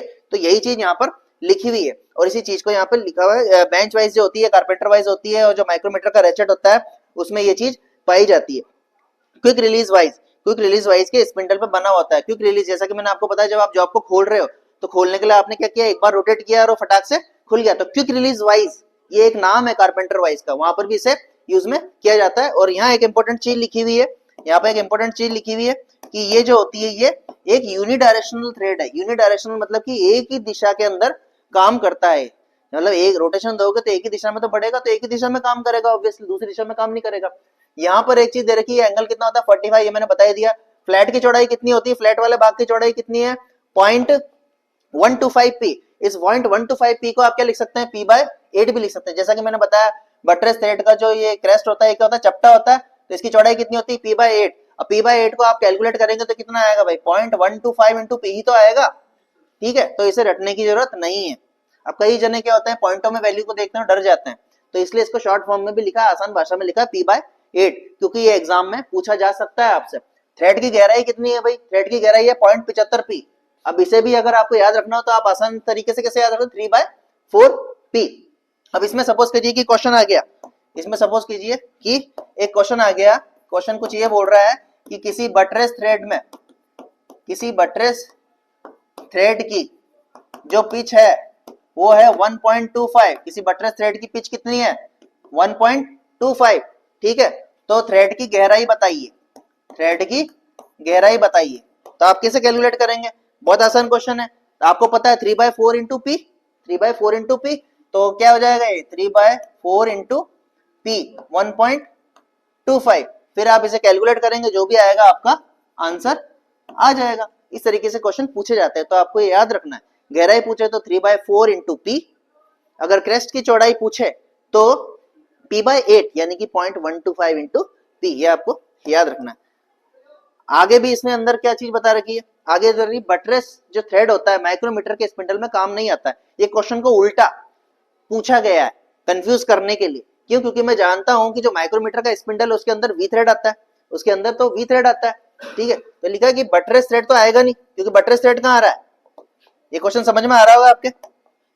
बटरेस थ्रेड तो कहां काम में आ रहा है भाई, बटरेस थ्रेड तो रैचेट में काम आ रहा है ना, बटरेस थ्रेड तो रैचेट में काम आ रहा है, तो बटरेस थ्रेड माइक्रोमीटर के स्पिंडल में काम नहीं आएगा, ठीक है। ये क्वेश्चन को उल्टा पूछा गया है, तो इसको क्वेश्चन को आप समझने की कोशिश करना, इस तरीके से भी कंफ्यूजन क्रिएट करने वाले क्वेश्चन आ सकते हैं। अगला क्वेश्चन दे रखा है, अगला जो टाइप है वो है मॉडिफाइड बटरेस थ्रेड, मतलब जो बटरेस थ्रेड का जो मॉडिफाई वर्जन है, इसे मॉडिफाई करके बनाया गया है, तब जाके आपको क्या मिला मॉडिफाइड बटरेस थ्रेड। इसका क्या होता है, एक एंगल तो 60 डिग्री होता है और एक वही 45। तो पहले वाला कॉम्बिनेशन क्या था भाई, पहले वाला कॉम्बिनेशन था कि एक एंगल तो होता है 90 डिग्री, दूसरा होता है 45, फिर 90 फिर 45 फिर 90 फिर 45। लेकिन इस बार क्या किया, ये जो 90 वाली साइड थी ना, ये जो 90 वाली साइड थी इसे क्या किया थोड़ा सा इंक्लाइन कर दिया 7 डिग्री। तो यहाँ पे कॉम्बिनेशन क्या हो जाएगा 60 डिग्री 45, 60 डिग्री फिर 45 फिर 60 डिग्री 45, इस तरीके से। तो ये क्या होता है मॉडिफाइड स्क्वायर थ्रेड होता है। तो यहाँ पे इसी को समझा रखा है कि ये जो व्हाइट वाला जो डॉटेड लाइन दिख रही है ये क्या था, पहले आपका बटरेस थ्रेड था। अब ये जो येलो लाइन दिख रही है ये क्या है आपके मॉडिफाइड बटरेस थ्रेड है, 60 डिग्री और 45 डिग्री, ठीक है। अब हम आगे चलते हैं। अगला टाइप जो है जो कि स्क्वायर थ्रेड के अंदर कंसीडर किया जाता है वो है आपका नकल थ्रेड। नकल थ्रेड क्या होता है, इसे पहचानना बहुत आसान होता है। इसका जो रूट और क्रेस्ट पॉइंट होता है वो क्या होता है, थोड़ा गोल होता है, यानी कि हेमीस्फेयर होता है, हेमीस्फेयर होता है, गोल होता है, नीचे से भी गोल होता है, यानी कि कुछ रेडियस लिए हुए होता है। लेकिन शेप अगर आपसे पूछे तो आपको हेमीस्फेयर करना, उसको हाफ सर्कल नहीं करना। यूज में कहा लेते हैं उसे, यूज में उसे जैसे आपकी रेलवे की कपलिंग्स होती है वहां यूज में लिया जाता है। आपकी जो बोटल नेक होती है, बोटल नेक पे जो थ्रेड होते हैं वो आपके नकल थ्रेड होते हैं। तो यहाँ पे इसी चीज को समझाया गया है कि नकल थ्रेड क्या है भाई, रूट और क्रेस्ट दोनों के दोनों हेमीस्फेयर होते हैं, आपको दिख ही रहा होगा हेमीस्फेयर है, यहाँ पे गोल घूमे हुए। इसकी रेडियस कितनी है 0.25 इंटू पी। इसे याद कैसे करना है p/4, p/4 से आप याद कर सकते हैं भाई, ये p/4 है तो ये कितनी होगी, ये भी तो p/4 ही होगी। मतलब कि रूट और क्रेस्ट दोनों के दोनों बराबर है, रूट बराबर है इसका क्रेस्ट पॉइंट के, और दोनों के दोनों क्या है हेमीस्फेयर है, और दोनों की रेडियस कितनी है, दोनों की रेडियस है p/4, ये आपको याद रखना है। और गहराई कितनी है भाई, गहराई कितनी दे रखी है इसकी p/2, ठीक है। कितनी गहराई p/2। उनके एग्जाम्पल क्या है, बोटल नेक, क्या आपका बोटल नेक दिख रहा है, बोटल नेक के जैसी बोटल नेक ध्यान में सामने आया तो आपको दो चीज याद रखनी है, बोटल नेक में मल्टी स्टार्ट थ्रेड होता है पहला पॉइंट, और बोटल नेक में बटरेस थ्रेड होता है, नकल थ्रेड होता है। दो चीजें याद रखनी है, एक तो नकल थ्रेड, नकल थ्रेड आपको ध्यान में आना चाहिए, दूसरा आना चाहिए multi start thread, multi start thread काम में आना चाहिए। ये आपकी रेलवे की कपलिंग है, ये आपकी रेलवे की कपलिंग है। तो ये मैंने पहले बताया था कि ये इसका जो शेप दे रखा है ये कुछ ऐसा है, ये हेमीस्फेयर शेप दिखा आपको, ये हेमीस्फेयर शेप है, ऐसे तो शेप है ये हेमीस्फेयर, और ये भी हेमीस्फेयर शेप है। तो आपने अगर रेलवे की कपलिंग देखी हो तो क्या होता है, जब दोनों डब्बे आपस में जुड़ते हैं तो वो इजीली आराम से अंदर जाके लॉक हो जाते हैं और बहुत ज्यादा उसकी स्ट्रेंथ होती है। ठीक है। इस तरीके से बोतल का ढक्कन होता है, बोतल के ढक्कन को भी आप आराम से बंद कर सकते हो। ऐसे नहीं कि बोतल के ढक्कन को बंद करने के लिए आपको स्पिनर लाना पड़ रहा है, ऐसा होता है क्या? पाना लाया यार, बोतल के ढक्कन पे लगाया, फिर उसको कसे जा रहे हो, कसे जा रहे हो, रिंच पाने से, ऐसा कुछ होता है क्या? ऐसा नहीं होता है। तो आप सोचिए कि यार रेलवे की जो पूरा का पूरा वो डब्बा है वो कितना वेट लिया हुआ होगा, कितने वेट से कितने प्रेशर से आ रहा होगा वो, लेकिन उसको भी वो इजीली बेयर कर लेता है, बड़ी आसानी से उनके अंदर लॉकिंग हो जाती है। ठीक है, क्यों? क्योंकि वहां पे कौन सा थ्रेड होता है? नकल थ्रेड होता है। ठीक है, तो हमने सारे के सारे टाइप कवर कर लिए हैं स्क्वायर थ्रेड के। पहले हमने स्क्वायर थ्रेड पढ़ा, फिर मॉडिफाइड स्क्वायर थ्रेड पढ़ा, फिर एक्मे थ्रेड पढ़ा, फिर बटरेस, फिर मॉडिफाइड बटरेस थ्रेड पढ़ा, उसके बाद में हमने नकल थ्रेड पढ़ा। इन सब के बारे में हमने जान लिया, ये बहुत ज्यादा इंपॉर्टेंट चीज है, इसलिए आपको ये ध्यान में रखना चाहिए और याद भी रहना चाहिए। जो जो कंपटीशन में क्वेश्चन उठ सकते हैं, इसमें एग्जाम में पूछे गए क्वेश्चन है वो भी मैंने करा दिए इसके अंदर। ये सारे के सारे ऑब्जेक्टिव क्वेश्चन है, इस स्लाइड में जो कुछ भी लिखा हुआ है सारे के सारे ऑब्जेक्टिव क्वेश्चन है। ठीक है, तो ये आपको अच्छे से याद रखना है। अब हम चलेंगे वी थ्रेड की तरफ कि वी थ्रेड कितने टाइप के होते हैं। और जैसे कि आपने देखा होगा कि बीएसएफ बीएसपी थ्रेड होता है, बीएसडब्ल्यू होता है, बीए थ्रेड होता है। इनमें क्या होता है, इन्हें टीपीआई के अकॉर्डिंग डिफरेंशिएट किया जाता है, किसी की टीपीआई ज्यादा है, किसी की टीपीआई कम है। चलिए, अगला टाइप का जो स्क्वायर थ्रेड है 6 नंबर का, वो आपको होता है सॉ टूथ। 6 नंबर है, 6 नंबर है आपका saw tooth thread. Saw tooth thread में क्या होता है, इसके जो तीत होते हैं, सॉ यानी कि जो आपकी सॉ होती है, जैसे आप काम में लेते हैं, इसका एक एंगल और दूसरा एंगल, ये जो एक एंगल का जो झुकाव है ये होता है 3 डिग्री पे, और दूसरा जो होता है वो 30 डिग्री पे होता है। तो हल्का सा ऐसे, फिर ऐसे, फिर हल्का सा ऐसे, फिर ऐसे, इस तरीके से आपको ये याद रखना है। ठीक है, ये एंगल ये होता है आपका, ये एंगल एक साइड का जो एंगल है, ये वाला जो एंगल है ये आपका हो जाएगा 3 डिग्री, और दूसरी साइड का जो एंगल है, दूसरी साइड का जो एंगल है ये कितना हो जाएगा आपका 30 डिग्री, ये 30 डिग्री। तो कॉम्बिनेशन क्या हो गया, 3 डिग्री एक साइड का और दूसरी साइड का फर्स्ट साइड। ये फर्स्ट साइड अगर आपके है तो इसका एंगल का मान 3 डिग्री हो जाएगा, और जो सेकंड साइड होती है, सेकंड साइड जो होती है उसका एंगल का मान हो जाएगा 30 डिग्री। लेकिन जो लोड लेने वाली जो साइड है, लोड लेने वाली साइड कितना होता है, 3 डिग्री होता है। तो जो लोड को लेता है, लोड को लेने वाली, लोड को लेने वाली साइड होती है उसका एंगल कितना होता है, 3 डिग्री होता है। तो बस यही याद रखना है, यही आपसे पूछा जाएगा, चीजें पढ़ने की कोई जरूरत नहीं है। अगला जो टाइप है, अगला टाइप आपके हो जाएगा वार्म थ्रेड। अगला जो टाइप है वो आपका है वार्म थ्रेड। तो जब वार्म थ्रेड मैंने इंडेक्सिंग वाले लेक्चर में पढ़ाया था तो आपको पता ही होगा कि ये सबसे पहले तो warm and warm gear, warm and warm gear में एक तो होता है वार्म व्हील, इसे हम बोलते हैं वार्म व्हील। ठीक है, इसके ऊपर होती है एक वार्म शाफ्ट, इसके ऊपर होती है वार्म शाफ्ट जिसके ऊपर कुछ थ्रेड्स कटे हुए होते हैं, और इसी वार्म शाफ्ट से कनेक्ट रहती है आपकी क्रैंक, और क्रैंक को आप रोटेट करते हैं, तो ये आपकी होगी वार्म शाफ्ट। तो इसके बारे में कई इंपॉर्टेंट चीजें मैं पहले बता चुका हूं कि इसमें लॉकिंग सिस्टम होता है, इसके अंदर जो आपकी वार्म शाफ्ट होती है इसको हमेशा हमेशा आप क्या देंगे, हमेशा इसको इनपुट दिया जाता है, हमेशा इसको इनपुट दिया जाता है। ठीक है, और सब कुछ मैं बता चुका हूँ, मतलब इंडेक्सिंग वाला लेक्चर जो उसके अंदर मैं बता चुका हूँ। यहाँ पर ये किस तरीके से काम में आ रहा है इसे हम जानते हैं। कहने का मतलब इसका यह है कि यहाँ पे जो वार्म शाफ्ट है, ये जो वार्म शाफ्ट है इसके ऊपर वार्म थ्रेड होते हैं। ठीक है, कहाँ पाए जाते हैं, वार्म शाफ्ट पर पाए जाते हैं। और अभी तक के जो भी थ्रेड आपने देखे होंगे उसके अंदर क्या होता है, जो थ्रेड होते हैं बेसिकली 2 टाइप से आप डिनोट करते हैं। आगे मैं वी टाइप के बताऊंगा, तो वी टाइप में आप देखेंगे कि बीएसडब्ल्यू बीएसएफ के बारे में चर्चा हो रही है, यानी कि वो ब्रिटिश स्टैंडर्ड है, तो उसके अंदर जो पिच होती है वो इस तरीके से दर्शाई जाती है। ये थ्रेड जो है 2 टाइप के हैं, तो जो ब्रिटिश वाले होते हैं, तो एक ब्रिटिश होता है और एक मैट्रिक टाइप का होता है, ये आपको पता होगा। तो ब्रिटिश जो होते हैं उन्हें इंच के अंदर समझाया जाता है, किसमें, इंच के अंदर। जो पिच होती है ना, जो पिच होती है उस पिच को आप इंच में दर्शाते हो, और मैट्रिक के अंदर किस में दर्शाते हैं, एमएम में। डिनोट करने का तरीका क्या होता है, हाफ इंच बीएसडब्ल्यू का, 3/4 इंच बीएसडब्ल्यू का थ्रेड है भाई। ठीक है, 1/4 इंच बीएसडब्ल्यू का थ्रेड है, इस तरीके से उनको दर्शाया जाता है। जबकि जो मैट्रिक थ्रेड होता है ना, मैट्रिक थ्रेड को ऐसा दर्शाया जाता है, M 10 इंटू 1.5 का थ्रेड है भाई, M 8 इंटू 1 का थ्रेड है भाई। ठीक है, तो ये जो पीछे लगा हुआ है ना, ये क्या है, आपकी पिच है, ये आपकी पिच होती है, यही आपकी पिच है। और इसके लिए क्या होता है, पिच पिच इसमें क्या होती है, जैसे कि जो आधा इंच बीएसडब्ल्यू होता है, इसके लिए टीपीआई होती है कि थ्रेड पर इंच होता है। इनके लिए क्या करते हैं, पिच निकालने के सबसे पहले आप टीपीआई को कैलकुलेट करोगे। टीपीआई आपको याद होना चाहिए, जैसे हाफ इंच बीएसडब्ल्यू के लिए टीपीआई कितनी होती है, 12 होती है। तो आपको तो टीपीआई पता है, लेकिन पिच कितनी होती है, इसकी पिच को कैसे कैलकुलेट करोगे? तो इसका फॉर्मूला होता है, जो कि मैं पहले के लेक्चर में बता चुका हूं, कि जो पिच होती है आपका, in case of British standard, in case of British standard thread, आपकी जो पिच होती है वो हमेशा होती है 1/TPI। ये आपका फॉर्मूला लगता है। तो आप क्या करेंगे, अगर आपको पिच निकालनी है तो 1/12 कर लेंगे, वो जो भी आएगा वो आपकी पिच हो जाएगी। तो ये पिच निकालने का तरीका है बीएसडब्ल्यू, मतलब कि ब्रिटिश स्टैंडर्ड के अंदर। और मैट्रिक के अंदर पिच आपको दी हुई होती है, जो कि एमएम में होती है। यहां तक आप समझना। तो यहाँ जो भी कुछ निकलेगा, यहाँ जो भी कुछ निकलेगा वो इंच में निकलेगा, या यहाँ जो भी कुछ निकलेगा वो एमएम में निकलेगा।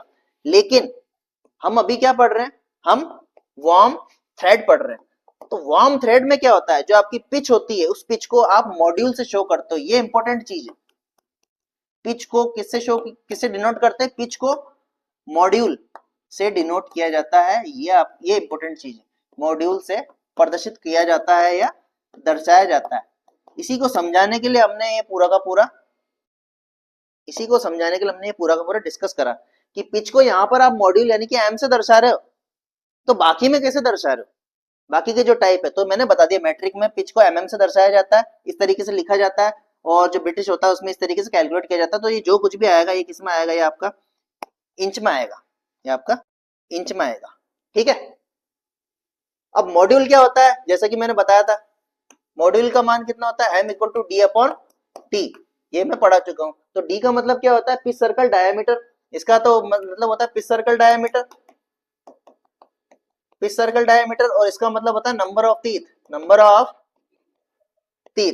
तो अगर मुझे इसका मॉड्यूल यानी कि इसका पिच को मैं मॉड्यूल कहूंगा। अगर मुझे इसका पिच निकालना है वार्म शाफ्ट का, तो मैं किस तरीके से निकालूंगा, सबसे पहले मैं देखूंगा कि इसका डायमीटर कितना है, इसका पिच सर्कल डायमीटर कितना है।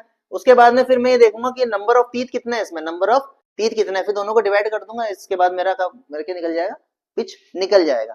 तो ये सारे के सारे टाइप मेरे कवर हो चुके हैं। अब हम पढ़ेंगे वी थ्रेड के बारे में, कि वी थ्रेड कितने टाइप के होते हैं और क्या उनकी स्पेसिफिकेशन होती है। चलिए वी थ्रेड के बारे में हम चर्चा करते हैं। तो यहाँ पर हमने पहले से ये सारे के सारी जो इंपॉर्टेंट चीजें हैं, इंपॉर्टेंट बातें जो है आपसे पूछी जाती है, वो हमने लिख रखी है। तो इसका आप नोट कर लेना और समझ लेना। तो हम इसे बहुत जल्दी से समझ लेते हैं। पहला है BSW, ब्रिटिश स्टैंडर्ड विथवर्थ। तो ये क्या होता है, ये स्टैंडर्ड साइज की होती है। कहाँ यूज में आती है, सिंपल टास्क यानी कि नट बोल्ट के लिए। तो नट बोल्ट जो कि सिंगल स्टार्ट थ्रेड होते हैं, आपने काम में लिए होंगे, उसमें कौन सी होती है, BSW। थ्रेड का एंगल कितना होता है, 55 डिग्री। ये दोनों के बीच का, ये जो फ्लैंक है, दोनों फ्लैंक के बीच का एंगल कितना होता है, 55 डिग्री। इंपॉर्टेंट चीज, दोनों के दोनों रूट और क्रेस्ट क्या होते हैं, हल्के से गोल होते हैं। और जो हल्के से गोल होते हैं, तो इनको कैसे दर्शाएंगे हम, रेडियस से। तो इनकी रेडियस कितनी होती है, 0.1373 इंटू पी। ये आपको डेटा ऐसा कैसा याद रखना है। ठीक है। इसके अलावा आपको इसमें कुछ भी याद नहीं रखना है। 55 डिग्री इसका एंगल है। उसके बाद है ब्रिटिश स्टैंडर्ड फाइन थ्रेड। ठीक है। अब इसमें क्या होता है, बीएसडब्ल्यू के समान होती है, लेकिन पी जो होती है वो फाइन होती है और टीपीआई ज्यादा होती है। ठीक है। अब हम इसे समझते हैं, फाइन का मतलब क्या होता है। सपोज करिए 1 mm के अंदर, 1 mm के अंदर ये आपका 1 mm है। ठीक है। इस 1 mm, सॉरी 1 mm नहीं, 1 इंच टीपीआई, 1 इंच का कितने थ्रेड है, 1 2 3 4 5। तो ये कितनी होगी आपके, 5 टीपीआई। ये आपके होगी 5 टीपीआई। ठीक है। लेकिन अगर मैं इसी 1 इंच के अंदर, इसी 1 इंच के अंदर क्या कर दूं, 15 थ्रेड बना दूं। इसी 1 इंच के अंदर मैं क्या करूं, 15 थ्रेड बना दूं। 1 2 3 4 5 6 10 11 12 13 14 15। तो अब इसकी टीपीआई कितनी हो जाएगी, 15 टीपीआई हो जाएगी। तो आप समझ गए होंगे कि 1 इंच में टीपीआई बढ़ गई है। तो ये 15 टीपीआई का मतलब क्या है, 5 टीपीआई का मतलब क्या है। ठीक है। पहले जो थ्रेड थे वो क्या थे, दूर दूर थे। ऑब्वियसली 1 इंच के अंदर जब थ्रेड थे, 5 ही थ्रेड थे, तो उनके बीच की दूरी ज्यादा होगी। लेकिन अब उसी 1 इंच के अंदर आपने ज्यादा थ्रेड बना दिया, तो क्या होगा, उनके बीच की दूरी कम होगी। यानी कि पिच का मान क्या हो गया, कम हो गया। पिच का मान कम हो गया ना, बिल्कुल पास पास में आ गया। तो इस तरीके के जो थ्रेड होते हैं उसे हम बोलते हैं फाइन। बहुत ज्यादा फाइन है थ्रेड, यानी कि बहुत ज्यादा पास पास में, बहुत ज्यादा क्लोज है, उसे हम बोलते हैं फाइन। ये का काम में लिया जाता है, ये जो आपकी गैस की लाइंस होती है या फिर जो ऑयल की लाइन होती है, जहां पे हम बिल्कुल भी लीकेज को अफोर्ड नहीं कर सकते, जहाँ पे बिल्कुल भी 1% भी लीकेज नहीं होना चाहिए, क्योंकि अगर गैस पाइप के अंदर लीकेज हुआ, क्योंकि अगर गैस लाइन या पाइप लाइन जो गैस या ऑयल की जो पाइप होती है उसके अंदर अगर लीकेज हुआ तो क्या होगा, बहुत बड़ा नुकसान हो सकता है। इसलिए हम वहां पे फाइन थ्रेड को ही यूज में लेना जरूरी समझते हैं। तो यही चीज यहाँ पे लिखी हुई कि बीएसडब्ल्यू के समान होता है, लेकिन पिच जो होती है फाइन होती है, यानी कि पिच जो होती है बहुत कम होती है और टीपीआई का मान ज्यादा होता है। कैसे ज्यादा होता है ये मैंने एग्जांपल से बता दिया। यूज कहाँ होता है, जब वाइब्रेशन अधिक हो, जैसे कि automobile, aeroplane, machine tool. Machines के अंदर मशीन जब चलेगी ऑब्वियसली वाइब्रेशन होगा। ऑटोमोबाइल आपकी जो गाड़ियां वगैरह होती है, 4 व्हीलर 2 व्हीलर, उनके अंदर में भी यही फाइन वाला बीएसएफ होता है। क्यों? क्योंकि जब मशीन चलेगी या गाड़ी चलेगी तो उसके अंदर वाइब्रेशन होगा। वाइब्रेशन होगा तो अगर उसके अंदर बीएसडब्ल्यू अगर सपोज आपने थ्रेड दे दी है तो मतलब कि दूर दूर है पिच, तो अगर थोड़ा सा भी वो खुलेगा तो क्या होगा, ज्यादा पिच है, थोड़ी थोड़ी ज्यादा पिच है तो वो खुलने की संभावना उसकी ज्यादा रहेगी। लेकिन अगर फाइन है तो क्या होगा, अगर वो खुलेगा भी वाइब्रेशन से, थोड़ा उसकी पिच कम है तो थोड़ा सा ही लूज होगा। लेकिन बाकी अगर दूसरा थ्रेड काम में ले लिया, अगर आपने बीएसएफ की जगह दूसरा थ्रेड काम में ले लिया तो क्या होगा, जो लूज होगा वो ज्यादा होगा, ज्यादा लूज होने से वो पार्ट खुल सकता है। इसलिए आप बीएसडब्ल्यू के अंदर के बजाय बीएसएफ काम में लेना प्रीफर करेंगे। क्योंकि इसकी जो गहराई दे रखी है वो कितनी दे रखी है, 0.6403। तो इसकी भी कितनी थी पहले वाले की, 0.6403। ये देखिए सारा का सारा डेटा बराबर है, तो इसका भी शेप कैसे होता होगा, इसकी भी ये कुछ इस तरीके का ही होता होगा। तो सारे डेटा सिमिलर है, 55 डिग्री है, बस टीपीआई का फर्क है इसमें और इसमें। अब हम आगे चलते हैं बीएसपी में। बीएसपी में लिखा हुआ है कि ये ब्रिटिश स्टैंडर्ड पाइप थ्रेड होता है, बीएसडब्ल्यू के समान होता है, लेकिन पिच और ज्यादा फाइन होती है। अगर बीएसडब्ल्यू के अंदर सपोज कीजिए कि 5 टीपीआई थी, तो बीएसएफ के अंदर कितनी हो जाएगी आपके, 10 टीपीआई होगी। ठीक है, अब ये बीएसपी की बात कर रहा है कि बोल रहा है और ज्यादा फाइन होगी, तो इसका मतलब इसके अंदर 15 टीपीआई होगी।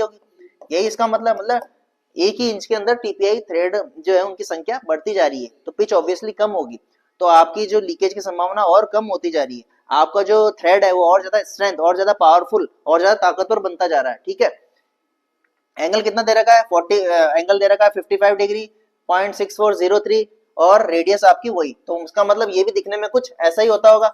इसकी भी रेडियस यही होती होगी 0.1373 इंटू पी, इसकी भी गहराई इतनी होती होगी 0.6403 इंटू पी। ठीक है, सारे के सारे डेटा सिमिलर है, और ये कितना है, 55 डिग्री। अब हम आगे चलते हैं। अब हम आगे चले तो अगला आता है ब्रिटिश एसोसिएशन। ये बहुत ज्यादा इंपॉर्टेंट थ्रेड है। क्यों? क्योंकि अभी तक हमने जो एंगल पढ़े वो कितने, 55 डिग्री, लेकिन ये कितना है, 47.5 डिग्री, 47.5 डिग्री। ये डेटा आपको याद रखना। गहराई कितनी है इसकी, गहराई कितनी दे रखी है इसकी, 0.6 पी। तो अगर मैं इसकी ड्राइंग बनाना चाहूं यहाँ पर, तो इसकी ड्राइंग भी कुछ ऐसी बनेगी। ठीक है, लेकिन ये जो रेडियस है, अब ये रेडियस बोल रहा है 2/11 पी। ये थोड़ा अलग डेटा है, ये थोड़ा अलग डेटा है, इसलिए आपको याद रखना है। और एंगल जैसा कि बता चुका हूँ 47.5 डिग्री, ब्रिटिश एसोसिएशन थ्रेड। ये कौन कौन से नंबर में पाए जाते हैं, ये 0 से 25 नंबर में पाए जाते हैं, लेकिन जो हमारी वर्कशॉप होती है, वर्कशॉप के अंदर अगर हम इसे काम में लेंगे तो सामान्यतः 0 से 10 नंबर तक के काम में लेंगे। और ये कहाँ पे यूज में आते हैं, ये रेडियो, घड़ी, कैमरा वगैरह के अंदर जो स्क्रू लगते हैं अपने, उसके अंदर जो थ्रेड कटी हुई होती है उसमें क्या होता है, बीए थ्रेड बने हुए होते हैं। ठीक है, ये आपके समझ में आ गया।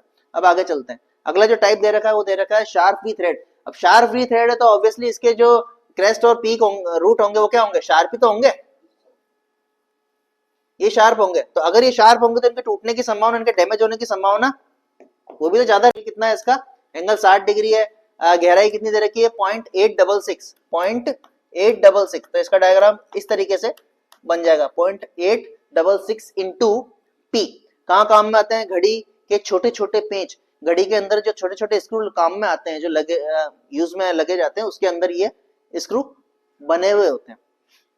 अगला जो है वो है अमेरिकन नेशन थ्रेड। सबसे फेमस नाम है इसका सेलर थ्रेड। क्वेश्चन कुछ ऐसा आता है कि निम्न में से सेलर थ्रेड किस थ्रेड को कहा जाता है, तो उसका आंसर हो जाएगा अमेरिकन नेशन थ्रेड।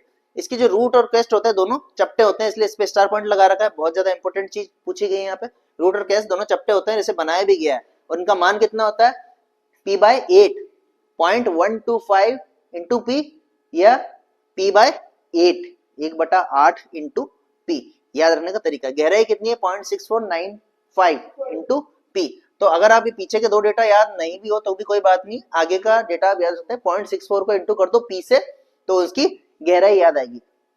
ठीक है, ये दो टाइप के होते हैं, कोर्स ग्रेड और फाइन ग्रेड। कोर्स ग्रेड फिर से वही कि एक टीपीआई के अंदर अगर कम थ्रेड है, टीपीआई थ्रेड की संख्या कम है, तो वो कोर्स थ्रेड हो गया। और अगर 1 इंच के अंदर ज्यादा थ्रेड की संख्या है तो वो फाइन ग्रेड का हो गया। ठीक है, तो फाइन ग्रेड का काम में लोगे ऑब्वियसली जहाँ वाइब्रेशन ज्यादा होता है, जो लूज होने की संभावना ज्यादा है, जहाँ आपको लीकेज बचाना वही तो काम में लोगे। और सिंपल टास्क के लिए आप क्या करते हो, कोर्स ग्रेड काम में ले सकते हो। तो यहाँ मैं बोल सकता हूँ यहाँ पिच थोड़ी ज्यादा होती होगी, सिंपल टास्क के लिए जो आप काम में ले रहे हो कोर्स ग्रेड की पिच ज्यादा होती होगी, और इसके लिए जब फाइन ग्रेड है इनकी पिच थोड़ी कम होती होगी, लेकिन टीपीआई ज्यादा होती होगी। ठीक है ना, ये क्लियर हो गया।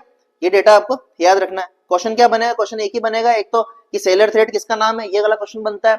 दूसरा क्वेश्चन ये बनता है कि दोनों के दोनों चपटे होते हैं। ठीक है, और क्वेश्चन ये बनता है कि ये कितने टाइप के होते हैं, कोर्स ग्रेड और फाइन ग्रेड, के अलावा कोई क्वेश्चन नहीं बनता। नेक्स्ट सातवां टाइप है इंडियन स्टैंडर्ड थ्रेड। इसका एंगल का मान कितना है, 60 डिग्री, एंगल का मान 60 डिग्री। अच्छा, ये जो अमेरिकन है इसका थ्रेड एंगल का मान दे नहीं रखा है, इसका मान होता है 60 डिग्री, इसका मान होता है आपके 60 डिग्री होता है। ठीक है, इंडियन स्टैंडर्ड थ्रेड का मान कितना है, ये इंडियन स्टैंडर्ड थ्रेड आ गया आपका, इसका मान कितना दे रखा है, इसका मान भी इसने 60 डिग्री दे रखा है। गहराई 0.61 इंटू 0.6134 इंटू पी, तो आप इसे लिख सकते हैं 0.61 इंटू पी, ऐसे याद रख सकते हैं। ठीक है, अब इसमें क्या दे रखा है, 0.25 mm से लेकर 300 mm डायमीटर में पाई जाती है। ये आपको याद रखने की कोई जरूरत नहीं, ये पूछा तो नहीं गया, लेकिन आप फिर भी इसे लिख सकते हैं। किस तरीके से प्रदर्शित करते हैं इसे, M8 इंटू 1 से प्रदर्शित किया जाता है। ये मैट्रिक है भाई, इंडियन स्टैंडर्ड थ्रेड है, और इंडियन स्टैंडर्ड में हम मैट्रिक थ्रेड ही काम में लेते हैं, और मैं पहले बता चुका हूँ कैसे प्रदर्शित करते हैं उसको, M8 इंटू 1 से। तो M तो बता रहा है आपका कि ये मैट्रिक थ्रेड, M आपको बता रहा है कि ये आपका क्या है, ये मैट्रिक थ्रेड है। 8 का मतलब है नॉमिनल डायमीटर, नॉमिनल डायमीटर, और 1 का मतलब क्या है आपका पिच। इस तरीके से इसे प्रदर्शित किया जाता है, एंगल होता है 60 डिग्री। अब हम और आगे आ जाएंगे, क्या बोला, 7वें नंबर का जो आपका पॉइंट है वो आपका हो गया पिच। पिच क्या होती है, थ्रेड पर कोई भी एक पॉइंट, थ्रेड पर कोई भी एक पॉइंट, अगर आप यहां से क्रेस्ट पॉइंट ले रहे हो या पीक पॉइंट ले रहे हो, तो नेक्स्ट कंसेक्यूटिव पॉइंट, अगला जस्ट अगला वाला पॉइंट, उसके बीच की जो लीनियर डिस्टेंस होती है वही आपके क्या हो जाती है, पिच हो जाती है। जैसे कि ये पॉइंट है, तो यहां से लेकर के यहां तक की जो डिस्टेंस हो जाएगी वो पिच हो जाएगी। इस पीक से लेकर के इस पीक तक के बीच की डिस्टेंस हो जाएगी वो पिच हो जाएगी। इस पीक से लेकर इस पीक के बीच की डिस्टेंस हो जाएगी वो पिच हो जाएगी। ठीक है, अब मैं बोलूं कि यार ये जो रूट है, इस रूट से लेकर नेक्स्ट कंसेक्यूटिव जो आने वाला जस्ट नेक्स्ट वाला जो रूट है उसके बीच की जो डिस्टेंस है ये क्या है, तो मैं ऐसा बोलूंगा ये भी क्या है मेरी, ये भी मेरी पिच है। ठीक है, तो आप समझ गए होंगे कि पिच क्या होती है। पिच क्या होती है, एक पॉइंट से एक पॉइंट, थ्रेड स्क्रू थ्रेड जो है उसका एक पॉइंट, अब एक पॉइंट जो है आपका पीक पॉइंट भी हो सकता है या फिर रूट पॉइंट भी हो सकता है। एक पॉइंट से नेक्स्ट कंसेक्यूटिव पॉइंट से नेक्स्ट पॉइंट, नेक्स्ट पॉइंट, अगर आपने क्रेस्ट पॉइंट लिया तो अगला वाला पॉइंट भी क्रेस्ट पॉइंट होगा, अगर आपने रूट पॉइंट लिया तो नेक्स्ट वाला भी रूट पॉइंट होगा। पॉइंट के बीच की लीनियर डिस्टेंस, के बीच की लीनियर डिस्टेंस ही आपके क्या हो जाएगी, पिच हो जाएगी। ठीक है, नेक्स्ट टर्मिनोलॉजी आती है आपके लीड की, कि लीड क्या होती है। पिच को हम पी से डिनोट करते हैं और लीड को हम एल से डिनोट करते हैं। कि सपोज करिए नट और बोल्ट जो है, मेरे पास एक नट है और एक बोल्ट है, तो मैं क्या करता हूं, जब नट को इसके ऊपर एक रोटेशन देता हूं, नट को बोल्ट के ऊपर एक रोटेशन देता हूं, तो वो लीनियरली इस बोल्ट पर जितनी डिस्टेंस ट्रेवल करता है उसे ही हम क्या बोलते हैं, उसे लीड बोलते हैं। ठीक है, इसे हम यहाँ समझने की कोशिश करते हैं कि लीड क्या होती है, इसे आप ध्यान से समझना। What is the lead. Suppose करिए ये आपका बोल्ट है, ये आपका बोल्ट है जो कि कुछ ऐसा है, और ये आपका नट है, ये आपका नट है, इसके ऊपर इंटरनल थ्रेड्स कटे हुए हैं। तो इसको इसके ऊपर जब ट्रेवल कराया जाए, इसको इसके ऊपर जब चढ़ाया जाएगा तो इस डायरेक्शन में चढ़ाया जाएगा। तो इसका एक रोटेशन, अगर मैं इसे 1 रोटेशन दे रहा हूं, अगर मैं इसे कितना 1 रोटेशन दे रहा हूं, यानी कि एक बार इसे रोटेट कर रहा हूं, और वो इसके ऊपर जो डिस्टेंस ट्रेवल कर रहा है इस डायरेक्शन में, वही क्या हो जाएगी, इसकी लीड हो जाएगी। समझ में आ गया।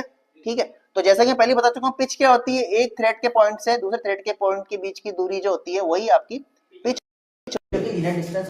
तो इसके अंदर में भी ये क्या होता है, सिंगल टाइप होते हैं, डबल स्टार्ट थ्रेड होते हैं और मल्टी स्टार्ट थ्रेड होते हैं। ठीक है, तो सिंगल स्टार्ट थ्रेड क्या होता है ये आपको समझना पड़ेगा, ये इसी टॉपिक से रिलेटेड है। तो सिंगल स्टार्ट थ्रेड क्या होता है, सिंगल स्टार्ट थ्रेड होता है, एक डबल स्टार्ट थ्रेड होता है, एक डबल स्टार्ट थ्रेड होता है और एक मल्टी स्टार्ट थ्रेड होता है। ठीक है, अब इनके बीच का अंतर क्या है, क्या चीज है ये जिसके बारे में ये हमें बताना चाह रहा है, इसे हम जानते हैं।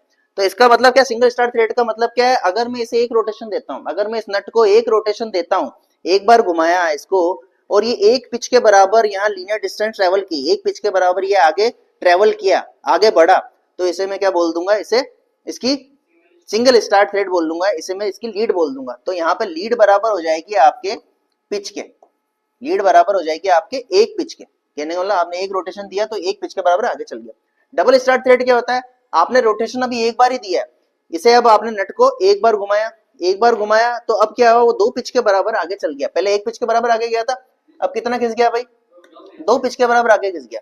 तो ये हो जाएगी डबल स्टार्ट थ्रेड आपकी, यानी कि जो लीड है आपकी वो कितनी है, 2p के बराबर है। इसी प्रकार से ट्रिपल स्टार्ट थ्रेड का मतलब क्या हो जाएगा, अगर आपने नट को एक रोटेशन दिया और वो तीन पिच के बराबर पी पी पी, मतलब कि तीन गुना, पिच का तीन गुना वो इस पे ट्रेवल कर गया, पिच का तीन गुना इस पे ट्रेवल कर गया, तो वो हो जाएगा आपके ट्रिपल स्टार थ्रेड। ठीक है, तो हम triple star thread, 4 star thread, 5 star thread को नहीं कंसीडर करते हुए हम उसे मल्टी स्टार थ्रेड की श्रेणी में रखते हैं। तो इसका जो फॉर्मूला है वो क्या हो जाएगा, n इंटू पी, जहां पर n क्या है आपका, कि आप कितना वो उसके ऊपर ट्रेवल कर रहा है, नंबर ऑफ स्टार्ट, n जो है वो डिनोट करता है नंबर ऑफ स्टार्ट, जहां पर मैं इसे लिख देता हूं,